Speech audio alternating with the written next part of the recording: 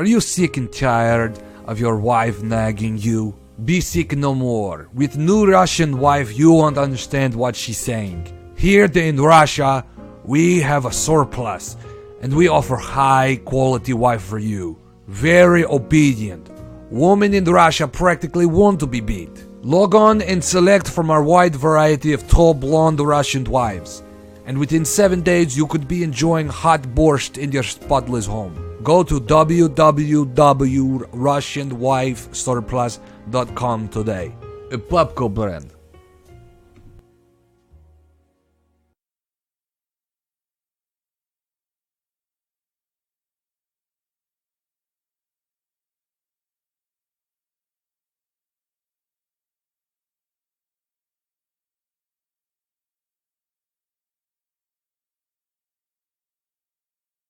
Hello and thank you for joining us today. You are listening to Road Soda. I'm Isaiah Cooper, and when I say us, I mean Isaiah Cooper. On this episode, the Chinese are at it again, and Living With Yourself starring Clone Rudd is dope. That's right. Living With Yourself is our Millennial Book Club segment today. The MBC, if you will so have it, today with yourself ever have it again. That's a saying, right? Anyway, we've got a fun episode. We have the last of our Craigslist ad, the psychic ad. We have the last couple of calls rolling in because the ads only run for a month.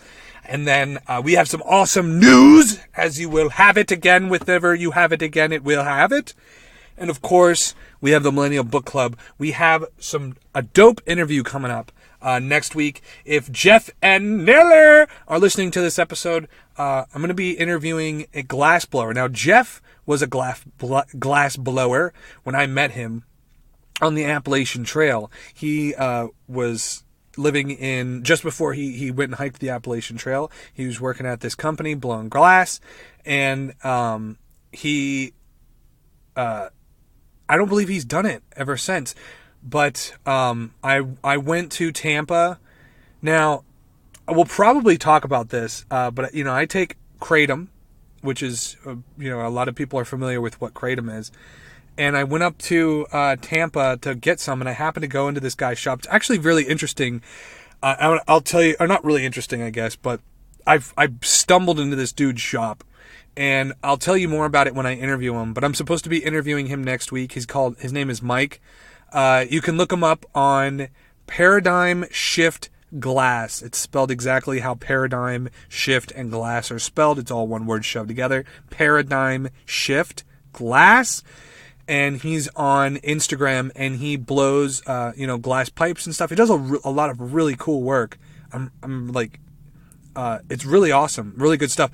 But my favorite thing that he does is he's making glass fishing lures, which I'm sure aren't like, I don't think he's the only one in the world doing it, but it's an awesome fucking thing to be doing. Cause I've been into, when we were on the cross country trip, just kind of hitchhiking and doing that kind of stuff, we found ourselves in Cass Lake, Minnesota. You could see all that stuff on the YouTube page for The World with Isaiah Cooper.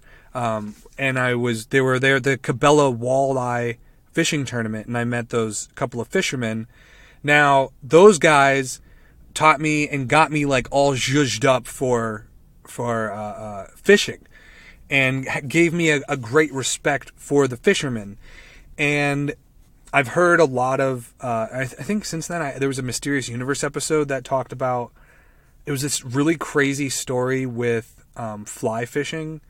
I can't remember what exactly happened. It was it was just more respect for like the fly fishermen in general, which the walleye fishing tournament was not fly fishing, but it's just I have a great respect for it. I have a respect for any kind of craftsman, any person who's doing something they enjoy to be doing, and they're not like, they're working for themselves. Like, he owns his shop, he's making glass, he's selling glass, he's making these glass lures, he's selling those, and he just seemed like a really cool, honestly, Jeff and Nelly, of course, you'll listen to this at some point because you guys listen to every fucking episode. Top listeners, Jeff and Nelly, all right? Also in the top tier of listeners, Grant. That's what happens on the show. When you listen to this show enough and you interact, you basically become a part of the show. And there's many ways you can interact with the show. You can call in 706-200-1213. Again, 706-200-1213. You could, give a shout out to a friend. You can say hello. Whatever you want to do, you call the number, leave a message, and we'll play it on the show. Or you can email us, RoadSodaMail@gmail.com. And we love to hear from you. Wherever you listen to the show, please subscribe so you never miss a Road Soda. We crack a Road Soda fucking every Monday, regardless of what's happening in life. The day that one doesn't come out, everybody should get really fucking worried and start calling around. So the Monday that a Road Soda is not cracked, be fucking worried. That's all I got to say about that. Anyway, we're going to have this glass blower on the show next episode. I'm going to go up there and I'm going to interview him. I'm very excited about it. He seems like a cool guy. Again, Jeff and Ellie, if you're listening, the reason I was immediately drawn to him is because he felt like a hiker. I don't think he's hiked, but I haven't had that feeling in a long time when I was talking to somebody and I was like, this guy's fucking hiked. He looked familiar too. He gave me a vibe like I've met him before. So anyway, I'm going to talk to him next week. It's going to be fucking fun. We got some awesome Christmas stuff. Maybe you guys can, buy some of his glasswares. Of course, he makes pipes and whatnot, but he also makes fishing lures if you're not into smoking the ganj, or, tobacco, whatever gets you high, That's what I always say, whatever gets you high. Anyway, that'll be next week. Guys, thank you so much for listening to the show. We love to hear from you. Write in if you'd like to write in. And of course, of course. And now another word from our sponsors. This episode of Road Soda is brought to you by Squeaky Brakes Limited.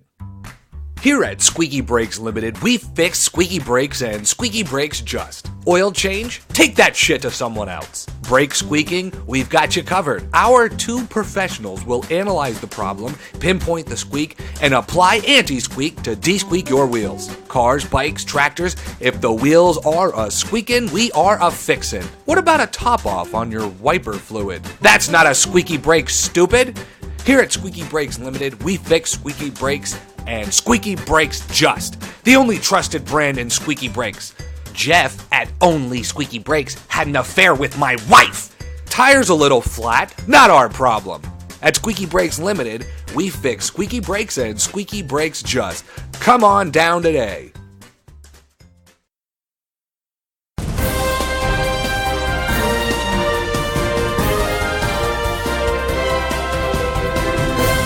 News. This is the news about noodle. News. Only about noodles. They got fried noodles, ramen noodles, soba noodles, Versace noodles. Hey, how about this in the news? Guys, I think I farted like 10 times. I had a lot of chocolate milk the other day. I'm in my car again. We're in a parking lot. It's shady, as it usually is. Here we got in the news, this is something Justin can talk about. That's the headline. I think that's kind of funny because I totally expected Justin to be on this episode. However, things did not work out that way. But guys, got some interesting shit coming up on these next couple episodes. So you fucking better buckle up. Better stay tuned. Better get ready. All right? This comes to us from Futurism.com. We get a lot of articles from Futurism. China just completed the world's largest 3D printed structure. Now, that's not the part that Justin would be able to talk about. The Chinese town of Suzhou is now home to a wall unlike any other. You like how they talk about, they got a wall. You know about Chinese and walls.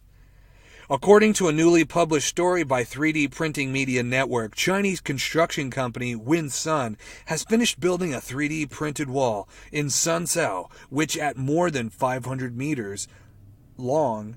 They put the feet in there because I'm a stupid American, and you need to know that's about 1,640 feet. Is now the world's largest 3D printed structure of any kind. Of any kind.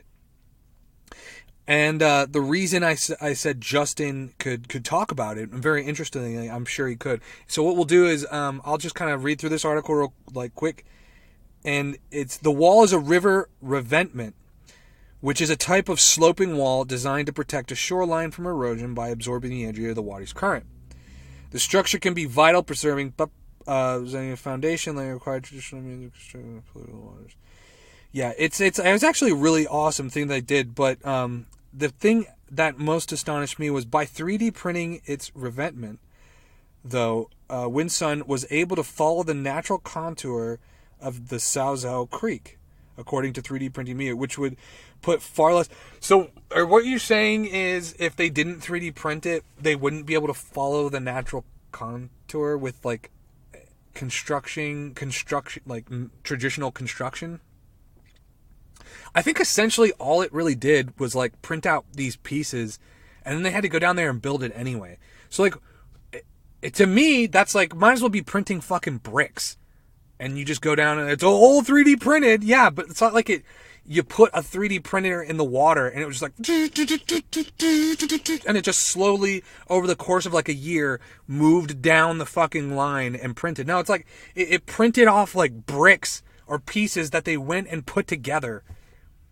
It's always, that's what the news is, man. The news is always like they jack you up. And then it's just right before you're about to blow, they just they let go and they say, "Nope, sorry, just kidding."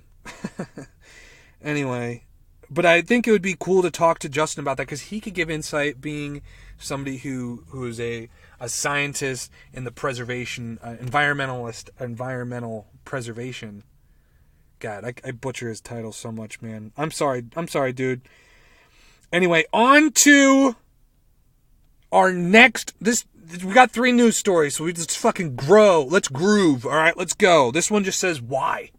Why did I just title it why? Right?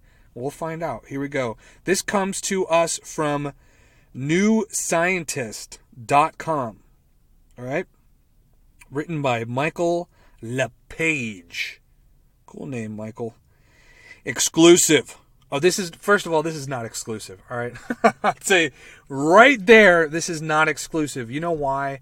Because I saw this article at minimum 10 different times, whether it was on Twitter or, I don't know if you guys would have seen it. Whatever I got aggregated going on, it's probably just because of the show and because I'm searching for things that kind of like this. So I don't know if you guys would be seeing the same thing. You might see it on your fucking news feed, depending on what you're into, what you read on, like, Facebook. But it's not exclusive. It's not that. Okay, exclusive. 2 pigs engineered to have monkey cells born in, I'll tell you what, it wasn't fucking Kansas, all right? China, of course. Where do you think 2 chimera pigs, which there's going to let your nerd out. You know, if you played video games or watched anime, that chimeras, or maybe it's probably from mythology, but chimeras are like 2 animals mixed together, right? So, where else? Name one other country that's even a close second to China. If you heard that headline and you had to guess, and somebody went China, and then you said nope, what would even be a close? I guess Russia, right? I guess Russia would be. Okay, so China, Russia, what would be a close North Korea? All right, I get it, guys. This is difficult. A lot of countries could definitely account for pigs and monkeys being engineered together. Anyway, pig primate chimeras, look at that, they use that word, have been born live for the first time, but died within a week. Do you like the news voice that I put on? That's my own. I'm kind of been nurturing it, growing it. The two piglets created by a team in China looked normal, although a small proportion of their cells were derived from cynomolgus monkeys. I'm going to assume that's like a macaque. Because anytime they don't use chimps, they don't use capuchins, unless they're like, they use capuchins when they're like testing lipstick and shit, right? But anytime it's like a science experiment, it's a fucking macaque. It's always a fucking macaque. So if I had to assume, all right, fine, guys, you want me to copy? I'll copy cynomolgus monkeys, and let's see how correct this. I'm gonna use a little oh shit, what's his name? I was gonna. What's the stand-up comedian's name? Who's got the fucking mullet? Yep, it's a macaque. Cynomolgus monkey. Yep. Oh man, I'm so good. Crab-eating macaque. Booyaka sha, you motherfucker. What the fuck is his name? All right, guys, mullet. This is so funny because this is how I'm gonna a mullet comedian. Boom, mullet comedian.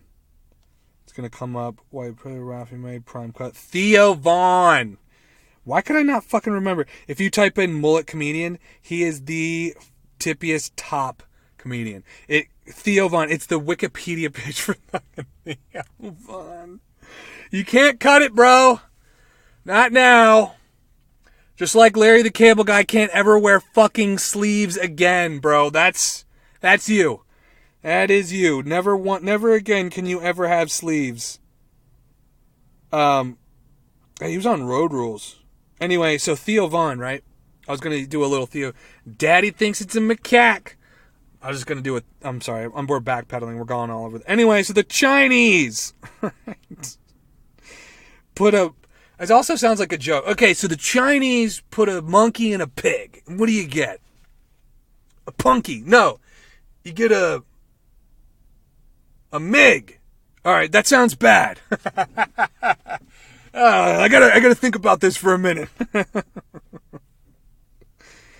This is the first report of a full-term pig-monkey chimera. Okay, let's stop you there.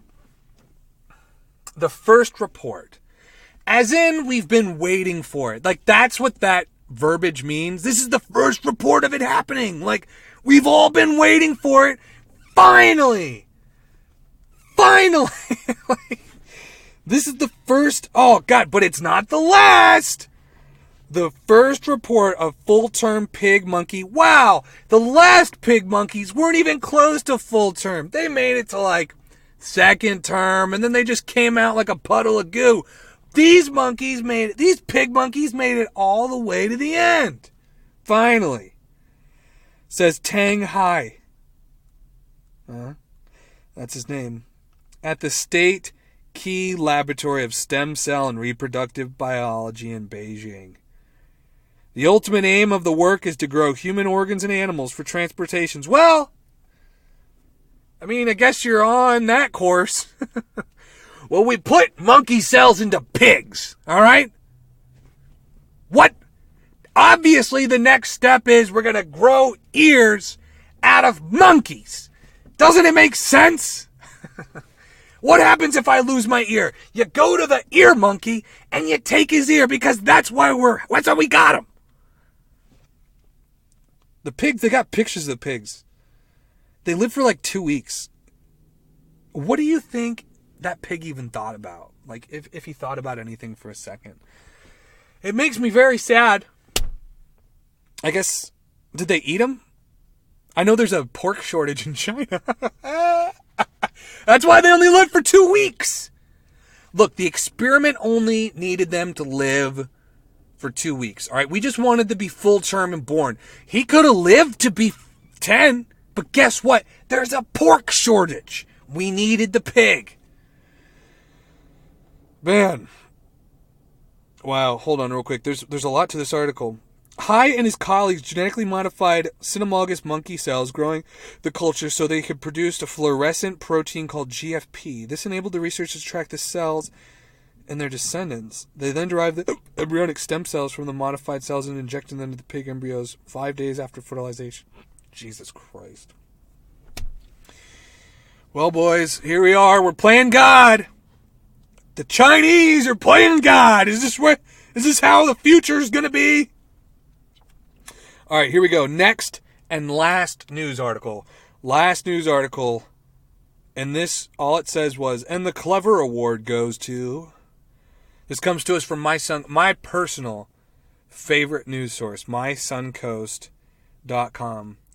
If you guys want to get all the wackiest fucking news, for some reason, Sarasota, My Suncoast, their SNN, whatever, ABC7 WWSB news, dude, they amalgamate the best fucking news stories. It's always fucking great. Ready? Here. I'll give you a little taste. Arizona man registers beehive as service animal. Now that is news, baby. That is news. All right, I'm intrigued. Please don't let me down. Prescott Valley, Arizona.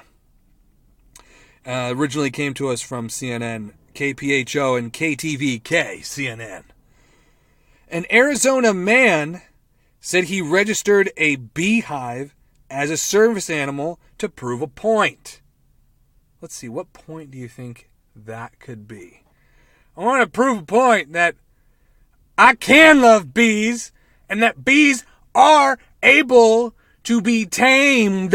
Bees are not as wild and crazy as people think. I'm trying to prove a point. Bring the bees in the McDonald's, and when I sit there and I eat my McDoubles, the bees sit there with me and they ease my anxiety. Okay? David Keller and his family don't keep bees. All right. It keeps getting better. But Keller is still getting quite the buzz.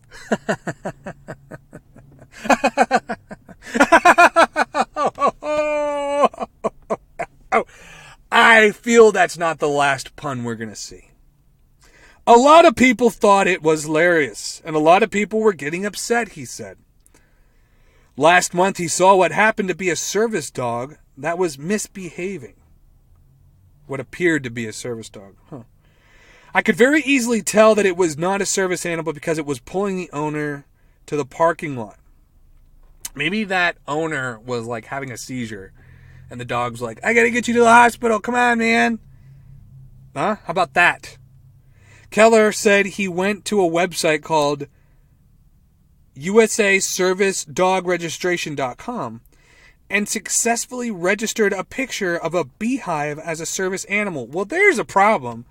It says ServiceDogRegistration.com, and they're just allowing you to register any animal. What if I want to register my kid? What if I want my kid's my service animal? I need them. And successfully registered a picture of a beehive to bring awareness to the issues that anyone can do this. You are giving me ideas. I like the beehive, though. I think the beehive, you're like, oh, I got an idea. I want to do something, too. I think he really went for the gusto. I couldn't think of a better animal. As far as humor goes, I'm having trouble. A chicken, not even as funny. It's a beehive is the funniest. This guy's actually a fucking genius. How about this? If you guys have a better service animal than a beehive that would be more humorous, call in and let us know what that is at 706-200-1213. That's right, 706-200-1213. What would be a better service animal than a beehive? And I know I keep saying us. Call in and let us know, but there's other people here. Oh, there's other people here. They're very silly. They don't mean anything. Service dog trainer Jamie Carden said about the such sites, you can go pay for registry in one of those websites and basically you're just paying for a piece of paper to put the name on a list. Carden said the sites do highlight real problem. People passing off pets as service animals. Training is how you tell if it's a service animal or not. Well, that's where you brings me back to my point. We can train the bees. That's my point. There are a few rules. Federal law says only dogs and miniature... Look, man. This beehive shit is bullshit. All right? Now, federal law states that only dogs and miniature horses can be service animals. That's truth right there. That is truth. Miniature horses. I fucking love it. The world's a goddamn circus, everybody. Well, I think I've read all about I can read. There's no way it can get better from there. The law is pretty clear that a service animal is the animal that is trained to perform specific tasks related to the disability. Oh my God. Not even monkeys. Not even like a capuchin monkey. No. Federal law. Okay? Are you listening? Are you deaf? No, I think you're stupid. Not deaf. You're stupid, right? Dogs. All right. Okay. And miniature horses are the only. Jesus. As it turns out, the animal doesn't actually need to be registered anywhere.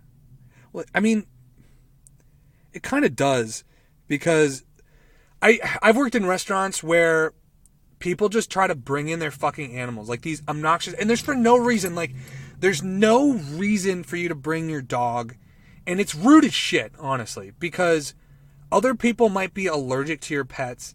And now I'm one of those people who are like, if someone's cursing in public or doing kind of, it's like, you made the decision to go out in public. You're gonna have to deal with other people. All right. So with that being said, I also think you owe a service, not as always service, you owe it to society to not go out in public and fucking bother other people. Like, don't bring an animal into a restaurant where people are trying to pay and enjoy themselves, and they might be allergic because you brought a fucking, and the dog's not even, I worked at a bagel shop. I can't tell you how many times people brought their fucking dogs in there while people are eating. Look, I know your dog's clean, but leave the fucking dog at home. Like, not everyone feels the way about your dog that you feel, but your dog's, sure, dog's fucking cute, but this guy over here might be like fucking allergic to him, and he's just trying to enjoy a goddamn bagel. And then the owner would get shitty about it. He's like, please, no dogs. You take your dog outside, okay? And the person would be like, this is a service dog, and I love my boss. He go, I need to see the papers. He's this Polish guy. He's fucking, I need to see the papers. Please, you go outside, you get the papers, you come back. I look at the papers, and then you can keep the dog inside.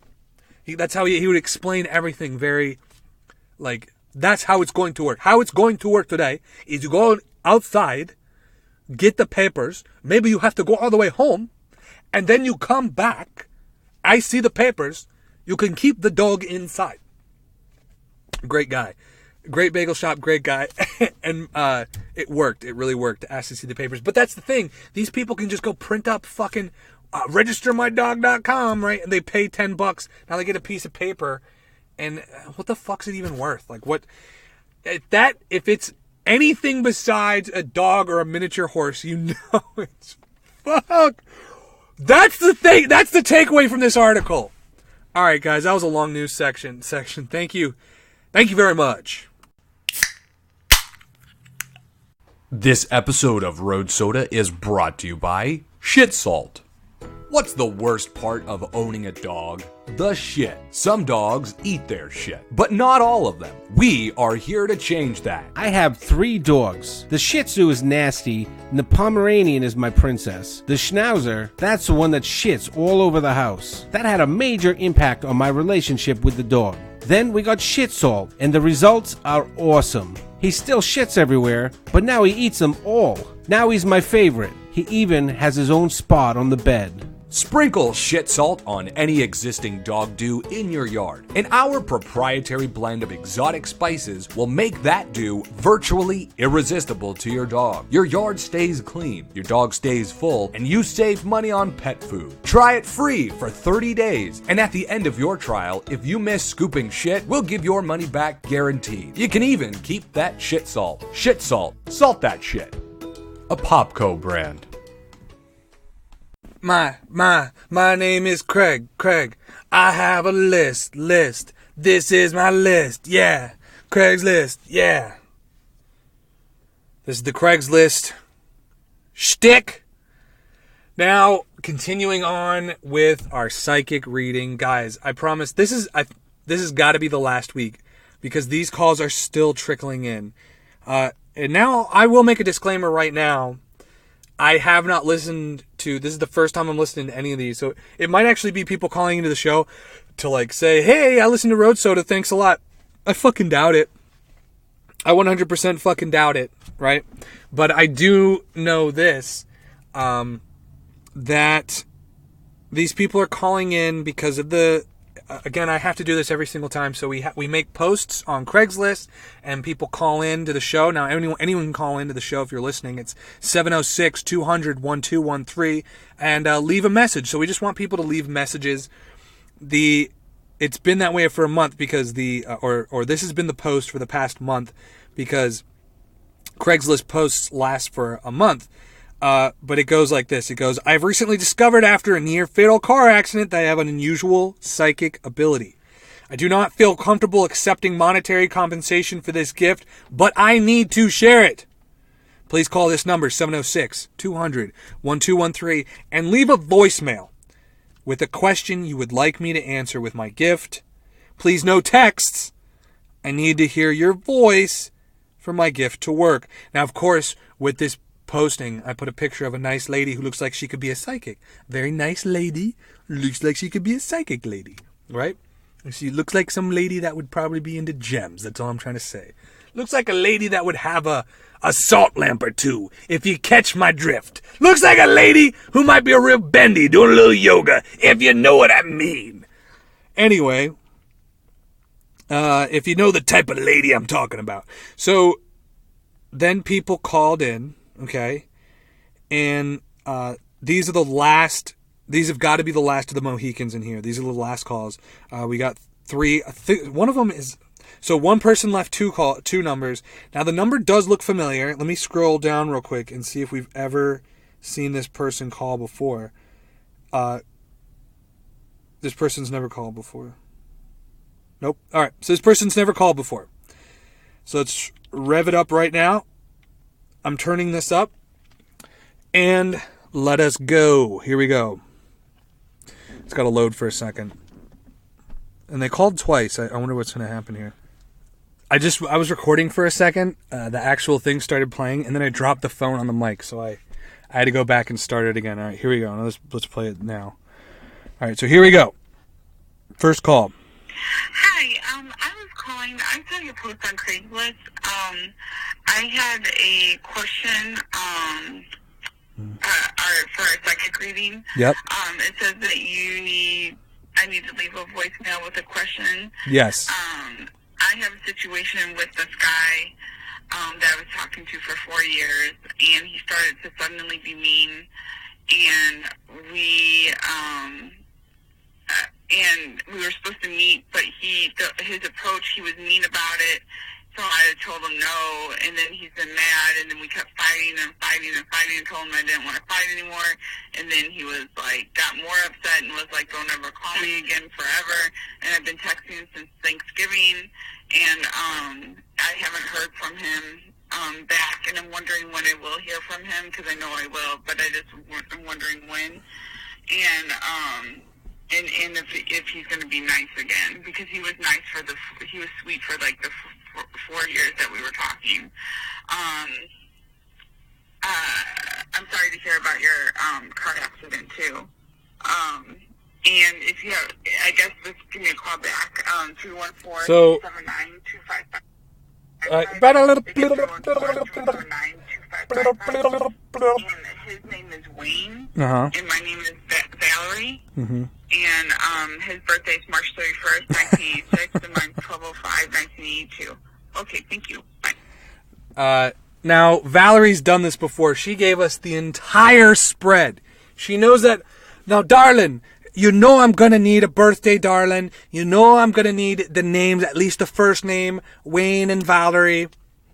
And I told, if this is not, I believe I told Valerie this last week, or this is almost the identical call. I got to go back and check last week's episode, but if I'm not mistaken, this is like this is, I think this is the same person. She just keeps calling that. This guy's being mean. I told you last week, darling. He's filled up with demons, okay, darling? He's got a demon inside him, and you need to get away. You need to get away from him, darling. I'm trying this Miss Cleo thing, but I like what I'm doing. He's filled with demons. From the tip of his toes to the end of his nose, it's nothing but a demon, as far as I knows. All right, I just made that up. It was pretty good. But really, though, if he told you to never talk to him again, You've been talking for 4 years. You said, I never want to talk to you again. I've been texting him since Thanksgiving. I know he's going to message back, but when? Why does it matter? If you know he's going to message back, why do you need to know when? If you know at some point, if you keep berating him long enough, this is not healthy. I'll tell you that. If I could get a hold of Wayne's number, I'd tell him to run. It's not healthy. You need to get away. Now, she did call back again. And actually, that what we just listened to was her second call. She called, and then like almost exactly 30 minutes later, she called at 9:37 p.m. and then this is all the day after Thanksgiving. And then she called exactly a half hour after that. So let's see what the first call, I wish I would have noticed that. Let's see what the first call says. And see if maybe she just messed up and she wanted to call again. Hi, this message is, I don't know if it's it doesn't say your name, but I saw it does. PIGLET, it's Faith. And I first want to say I'm sorry about your near fatal car accident. Yeah, well now I got special powers. Booyakasha. I have a situation with a man named Wayne that I've been talking to, and my name is Nicole. Nope. And, you're lying, darling. I've got something in me. Your name is Valerie, darling. That's what's going to throw the whole thing off. Okay, so right there. Obviously, she doesn't want to, maybe she doesn't feel comfortable. I'm not blaming her for maybe giving him a separate name, but you're calling a psychic because you're with a guy for 4 years. All of a sudden, he started being mean. Maybe because after 4 years, he realized that, maybe he realized he's filled with demons, darling. He's filled with demons. I don't know. Maybe he realized after 4 years that you're a little, you're calling psychics and stuff, and, maybe he's not about that. I don't know. All I know is that he's filled up with demons. It would never be something so simple as you're a little off your rocker and, he realized that he doesn't want to be around you and he wants to be with his family on Thanksgiving and realized that, it's not so good. It's not the best place in his life he's at when he's with you. And, he's going to text you back. Actually, let's see what she keeps saying here. We've just been fighting really bad, and it's been very stressful. And I've been very upset, and we used to get along for years, and we got along, and he was very sweet to me and everything for years. And then he just started getting mean and out of nowhere, and he just doesn't care about anything, and I feel like I don't even know him. And I just want to know kind of what you're picking up and what's going on. Oh yeah, this was the call from last week, darling. Darling, I'm telling you, he's a demon now, and you don't want to be with him because he's Beelzebub. That's what's going on with him. You need to get out of there. Okay, so here's Valerie or Nicole, whatever your name is. You can't lie to me. I'm psychic, darling. Okay? So here we go. Now it says you received 2 new voice messages for your ad. To access them, use 344-12009 heavy. Nah, somebody texted me that. And I'm assuming they're phishing or they're trying to fuck with me, but you can't fuck with me because I'm fucking with you. Road Soda. All right. This is the last message. Now, this will be the last message just about ever for our psychic Craigslist ad, okay? This will be just about the last one ever. And let's see how it goes. I have not listened to this, so of course it'll be when you guys listen to it. It'll be when I listen to it. Here we go. It's loading.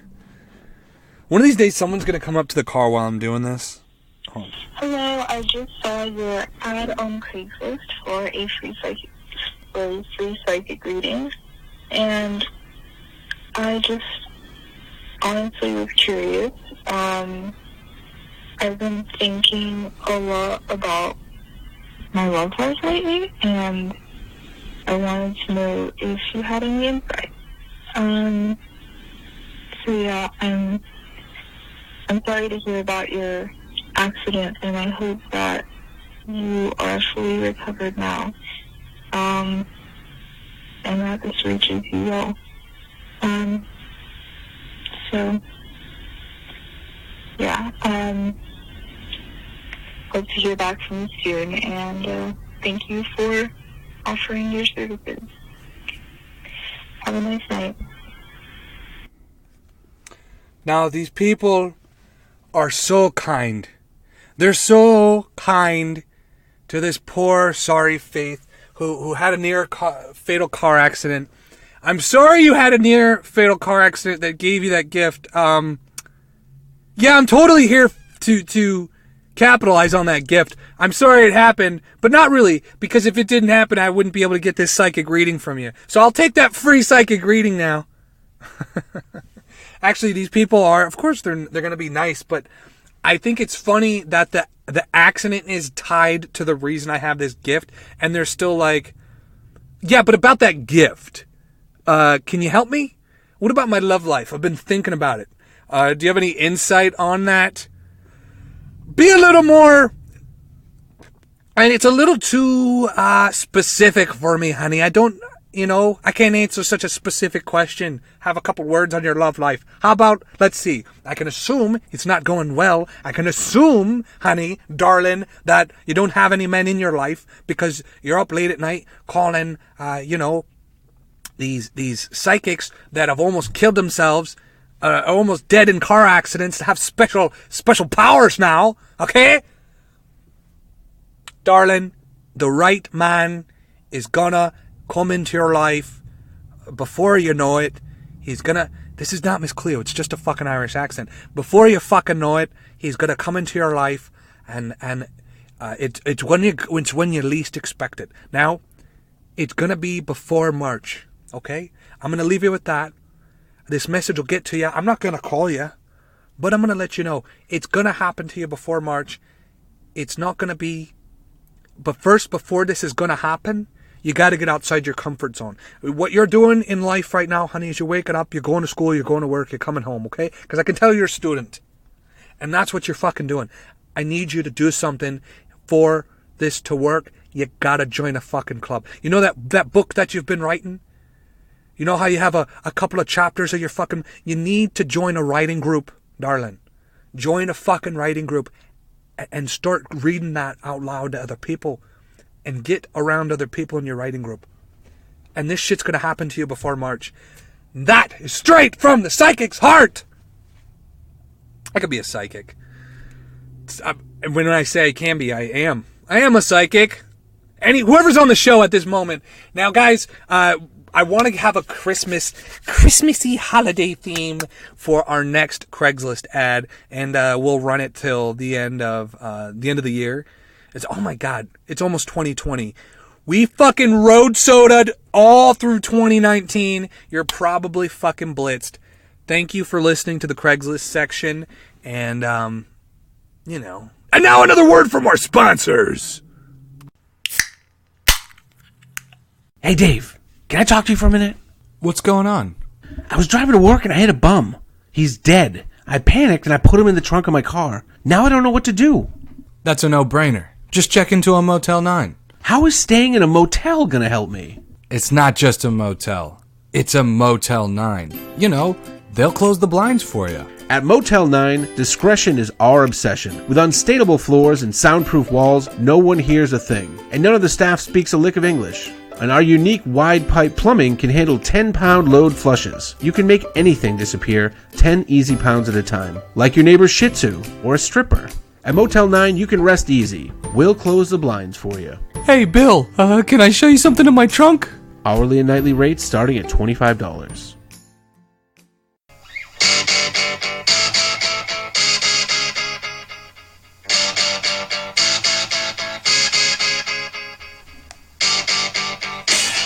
Millennial Book Club.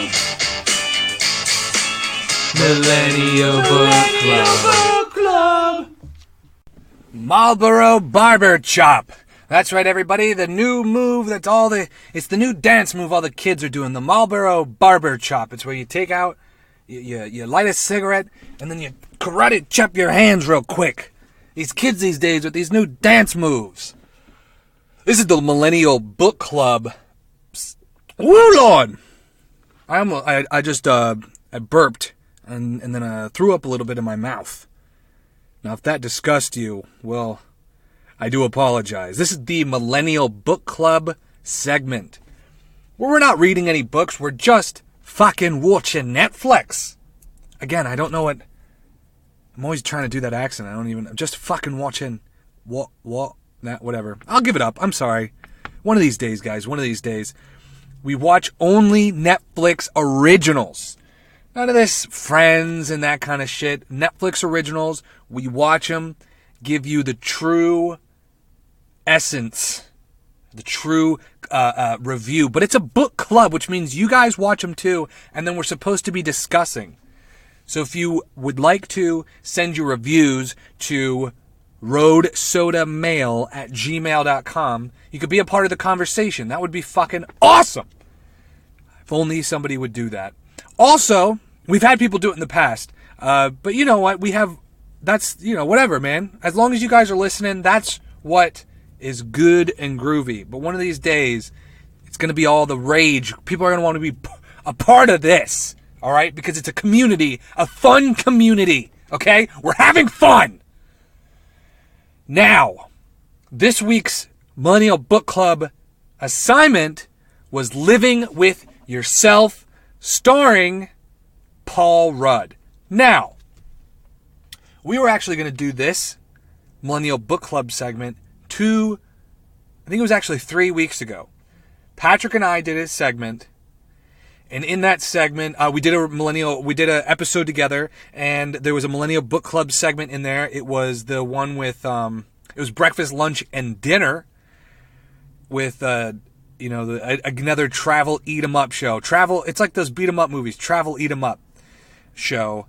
And we chose to watch Living with Yourself for that next one. But because that entire segment got saved over and disappeared into the ether, when it came time to record it again next week, we ended up choosing Dolomite Is My Name, which was fucking awesome. I loved that movie.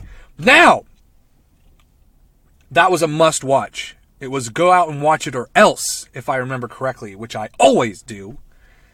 This episode is, or this segment was Living with Yourself. And when we did that, when we did the Paul Rudd, I told him a story about how I used to work at the airport in New York City. I used to work at LaGuardia Airport in the Maple Lounge.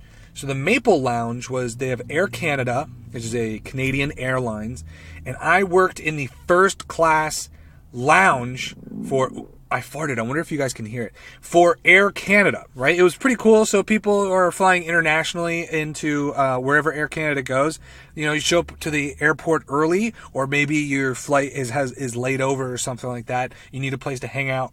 You had access to the lounge, 100% free drinks, as there was just open bar, 100%, whatever we had. Once you were in there, you could just drink as much of it as you like, and there was like some foods.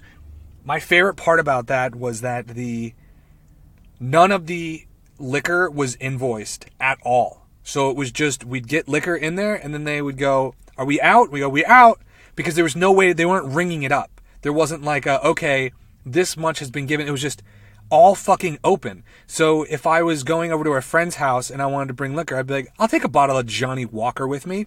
Fuck it. How are they going to fucking know? Well, a lot of people drank the Johnny Walker that night. Anyway, I met a guy there, and he looked just like Paul Rudd. And I told him, I was like, "Hey man, has anyone ever told you look like Paul Rudd?" And he goes, "Yeah.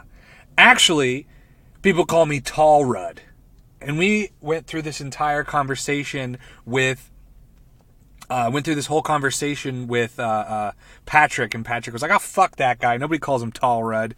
Anyway, so every time I say Paul Rudd, I want to say Tall Rudd, but that's who stars in this, is Paul Rudd, who I didn't know how short Paul Rudd actually was, and you can't tell unless you watch Bumping Mics, because then you see him comparatively against other like people on stage, where if somebody, here's something I'm sure a lot of people know, but if an actor is shorter, which, I mean, there's obviously reasons why tall actors get the leads, is because they want them to be tall, commanding, confident people. But let's say they do hire somebody who fits the parameters for the role, is a really good actor, but they happen to be a little shorter, you know, like 5'6", 5'7", dare I say 5'8". Somebody like Tom Cruise. The entire time they're shooting the movie, they're hyper focused on every single angle and how it compares, how that person is compared to other people. And they're constantly like compensating for it. The only thing you can do to figure out tells is like, if they're standing in a doorway, you might be able to measure their head to like the hinges on the door, you know? Be like, oh, well, if I'm standing in a doorway, my head is at this place in the hinges, and this guy's head is looks like he can open the door, put his mouth around the doorknob and open it. So he's looking a little short. Anyway, yeah, Paul Rudd they invited him on stage and bumping mics. Go watch, must watch. That was a must watch Millennial Book Club segment, sir. So please, sir, go back and watch that. Paul Rudd gets on stage. You see, just nothing against him. I just didn't know. He's not super short, but you know, smaller than I expected is just all I had to say. Anyway, he's in this movie, and now this is the what is this? I think this is the Google users. I wonder where they actually pulled this little synopsis for the movie from. I don't know if they pull it from IMDb or Rotten Tomatoes, but it got almost an identical score on either one, on IMDb or on Rotten Tomatoes. One's at 79% and the other one's at 7.3. Now, as far as my rating, I believe it was at 91% match, so it's pretty high.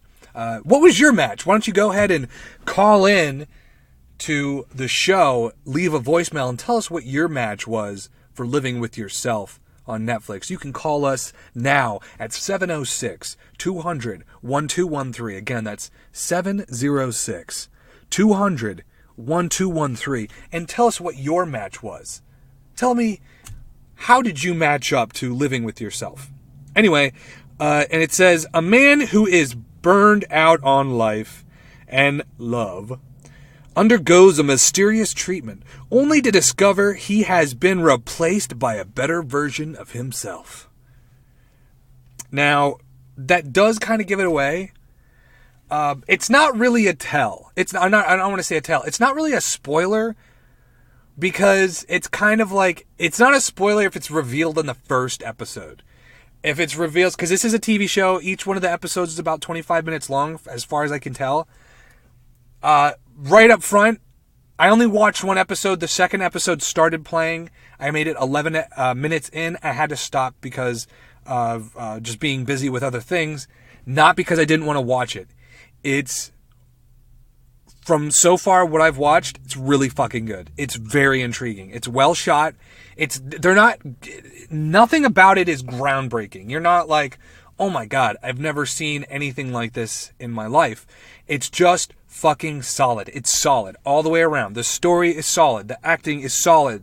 The cinematography, solid. Everything about it is just like, wow, they did a very decent job. And now, so the only thing is, so the only thing that makes something like that better, or makes it stand out, is if it starts to connect to your life. How does it connect to your life, right? And obviously, everyone can connect with a guy who's working this job, and he's really just, you know, it's just kind of not satisfying anymore. It's not that it's not satisfying, but it's like you expect more from your life, and here you are, you're stuck doing this job, and you kind of like it. You can find out ways to be good, but it's not what you wanted to do. And it's, you know, your wife is wanting you to have kids, and you're just like, stuff. That's what's happening in the movie, or not the movie, I should say, in the show. It looks like he works at some kind of marketing job. It seems it's like the most common thing, like position that is held in so many movies and stuff. He's like a sales marketing something, right? And he's got this project that he's trying to pull together. But you see, he's just like he's over it. He just doesn't have the motivation to do it, and to do the job. It starts out he has a meeting, and he gets up to present in the meeting, and instead of presenting, he just goes, "Can I get 2 more days?" And then his friend goes up, and he goes to present, and he makes everyone put on Oculus Rift glasses to present his presentation. And it's very blatantly is like, Oculus Rift. It's like right on the side, which is kind of interesting. Very interesting sponsor. I guess anything will sponsor. Like if you call up Oculus Rift and we're like, hey, we need a bunch of Oculus Rifts and we're going to we'll give you 4 minutes of airtime total throughout the entire series. Can we use them? Just like, because, you wrote it into the script. Why not? Fuck it, right? Anyway, it was... so yeah, his friend goes up there and his friend kills it and he's like, what the fuck? Next scene, he's at and I can almost go play by play for this entire episode because it's only 25 minutes long. So the next scene, you see him, he's in they're at like some kind of bar, like celebrating. It seems like maybe some kind of work thing. There's some other work people around. And Paul Rudd's just like, I love the way they make him look. He's like unshaven, his eyes are all baggy, the typical like, fuck you, right? His hair's kind of flat. And then his friend comes over and he just goes, what the fuck is going on with you, man? You used to hide behind interns and now you're you, or whatever. I think he said, I don't remember exactly what he says. And his friend's like, you know what? My secret is I went to this spa and this spa just fucking did it for me, man. And he tells him, he's like, well, what do what spa? And he's like, look, you can go do this spa. Ever since I've done it, now I just like look at people and I go, you and me are going to be friends, right? Which is a weird line. Very strange line. I think that line will play out more. I just farted again. I wonder if you guys can hear it. I think that line will play out more as the series goes on. It'll make more sense. He does bring it back a little bit later and says that line within the first episode. But I feel like it's got a little more weight to it than... It just doesn't seem... The thing is, when it comes to like film and stuff, don't mention it unless it has a purpose. Like, don't even bring it up. So a lot of times if you hear something, it's gonna tie in somewhere else, or they really wouldn't be even talk. Why would you even talk about it if it's not gonna play some kind of role, right? Anyway, he finally... It's really good. Like, I just want to tell you guys, it felt a lot like Maniac, and I love that the description on Netflix was like, it didn't tell you what it was about. It was just like with something of it was like with whiffs of Kaufman or something like that. I'm actually trying to pull it up right now. Either way, his friend tells him that his the spa is like invite only. He's like, you have to be recommended by another customer, and I get 10% off if you go in there. And he goes home, and it's just like, one thing after another keeps coming that keeps happening to him, like, with his like getting upset with his wife and all these little things that are just pushing him and nudging him towards, fuck it, I'm gonna go to this fucking spa, right? And he looks up online. He takes the card, and it's called like the Happy, Super Happy, or like Mega Happy. I think it's Best Happy Spa or something like that. Really stupid name. And he calls them, and an Asian guy picks up the phone, and he just goes, the corner of such and such and such and such, of $50,000. Click, hangs up. That's it. That's all he says. And of course, Paul Rudd goes and he looks into his savings, and he's got $49,992. So he's $8 short. And then the next scene, you see him driving down the highway with stacks of 100s all rolled up, sitting on the seat next to him. So, which is like, that's a lot of fucking dough. Like, what kind of spa experience is this guy about to shell out that much money for, right? And you'd obviously know that he is kind of thinking that same thing, like, holy shit, what am I about to get into? I'm about to spend so much money on it. So this is what I was a 97% match, with Living With Yourself. But this is what it says. This is the little synopsis from Netflix. Starring Paul Rudd and directed by Jonathan Dayton and Valerie Faris of Little Miss Sunshine. Valerie Faris of Little Miss Sunshine fame. This comedic series has echoes of Charlie Kaufman. What a way to explain shit. That's like how they're explaining things now. It's really fucking weird. Anyway, so this is great because you're thinking in the show at this point, you're thinking like, why is he about to shell out that much money? That's a lot of fucking money for a goddamn spa, right? And then he pulls up to the place, and it's like this small little strip mall, like super happy spa, right? Like this shit little spa, and he's got this look on his face, and I think he says his friend's name, like, it's like Dave or something. He's like, fucking Dave, are you fucking joking me? This place? And he's parked right out front, and he's looking at it. There's no cars, and he's like, what the fuck is this bullshit? And as he's sitting there, the door opens up, and out comes fucking Brett Favre, as Brett Favre. He's looking at him, and he's like, what the fuck? And he's got his window rolled down. Paul Rudd's got his window rolled down, and Brett's walking by the car, and he looks at him. He goes, is this your first time? And he goes, yeah. Paul goes, yeah. What about you? And Brett goes, this is number 6. He's been there 6 times. And he just got this, like, smile on his face. He looks elated. He's like, I can't. Woo! And he gets in his car, and he leaves. So, obviously, right there, at that point, Paul Rudd's like, okay, well, that if it couldn't, the universe couldn't have given him a better testimonial at that point than like somebody like that coming out. And it's funny. He goes inside. He's like, was that Brett Favre who just came out? He's like, sorry, patient confidentiality. Anyway, this isn't really giving away the whole thing, but if you're listening to me rant about it and you haven't watched it, you see in the very first scene of the entire show is Paul.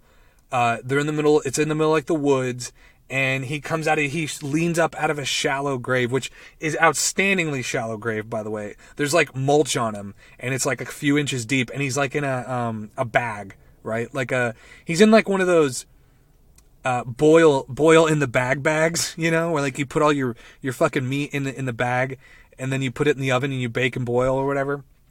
He's in one of those, and he like pulls himself out, and so obviously, if that's your first scene, and then he's going to this place, and they put him under, right? And as they're putting him under, the tank, like the nitrous tank, isn't really working, and the two guys working there start arguing at each other, and then he dozes off and he wakes up.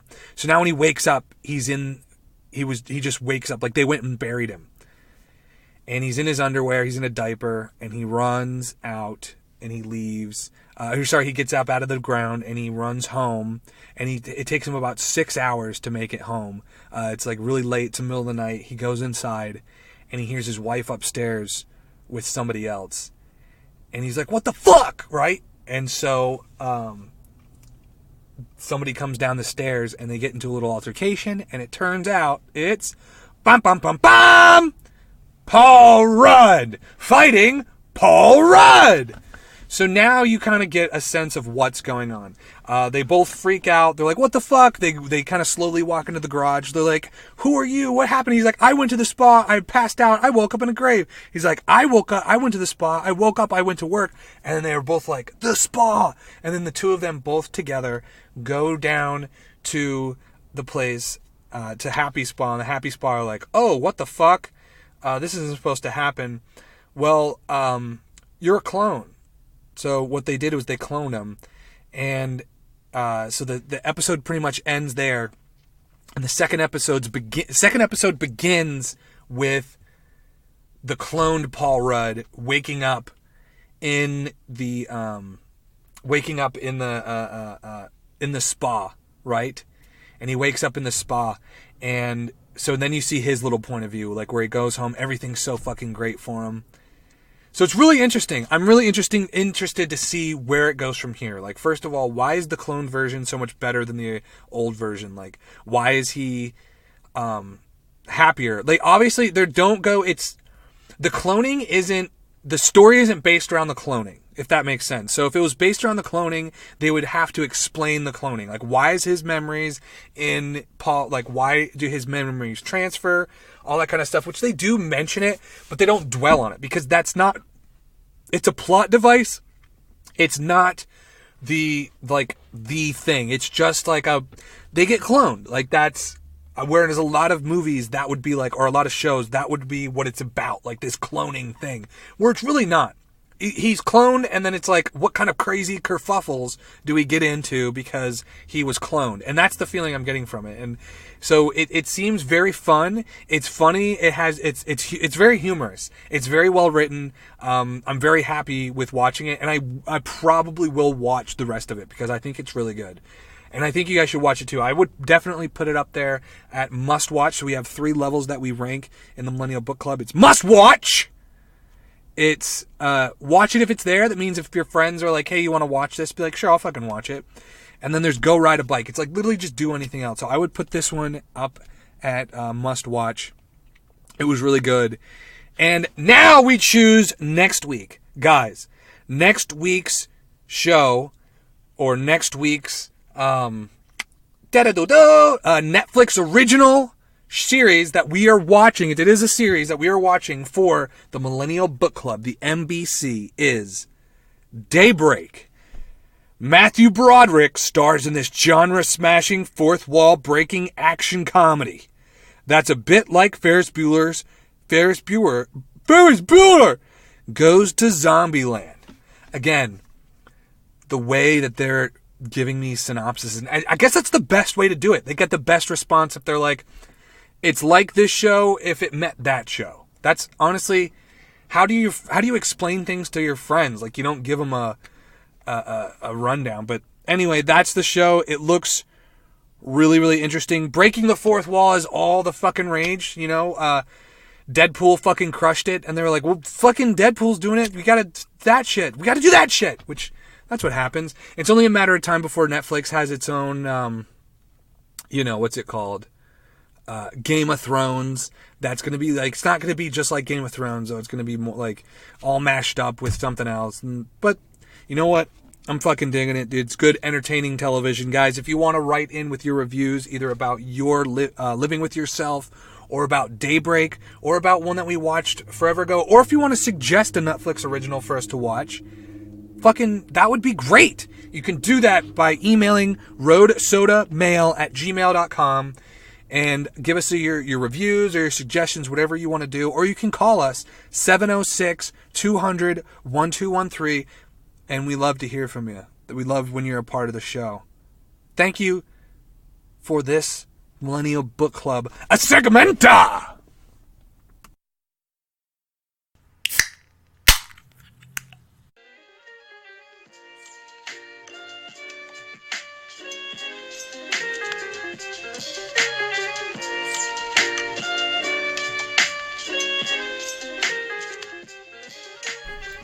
Everybody knows the old saying that once it comes, it's gone, and it goes forever. Is that the saying? I don't know. I just kind of put those words together. Guys, that was it. That's a whole episode. I mean, if you've done it once, you've done it 119 times.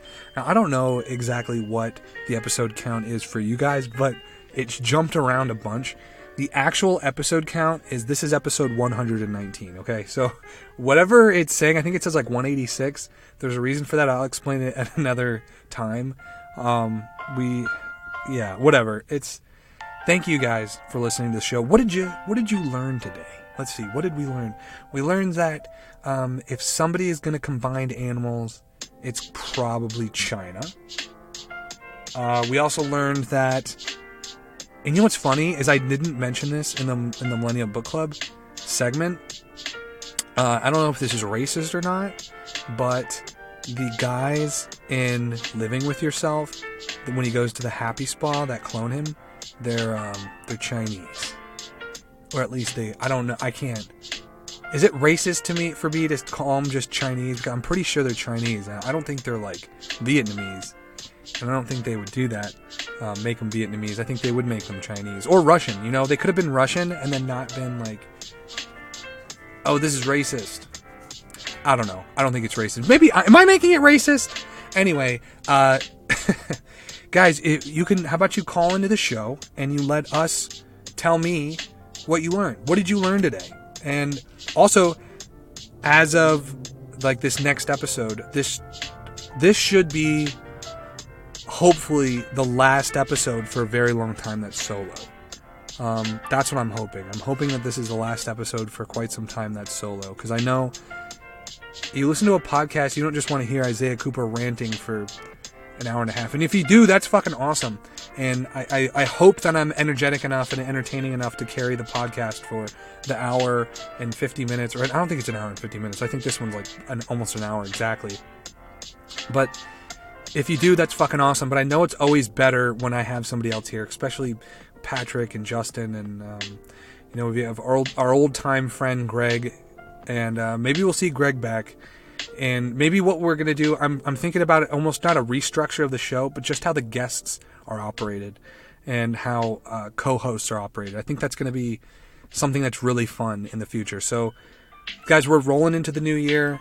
We have a few more episodes before 2020, and I hope we're all doing well. But let's end this decade with a fucking bang. Let's end this. Let's do our best at the rest of this decade and see what we can get out of the 20s. All right, guys, we're going into the 20s. You never thought it would happen to you, but you're going to live in the 20s. All right, the roaring 20s are coming up, and I want you guys to do your best. Okay, and in order to do that, you're going to have to go to bed early. It's just the only way to do it. You got to go to bed early. Fuck what all these people are saying. Where you stand up late nah, fuck it. Do your best. Your best is going to come out when you're fully rested, okay? Now, you guys have a beautiful week. We'll catch you next week.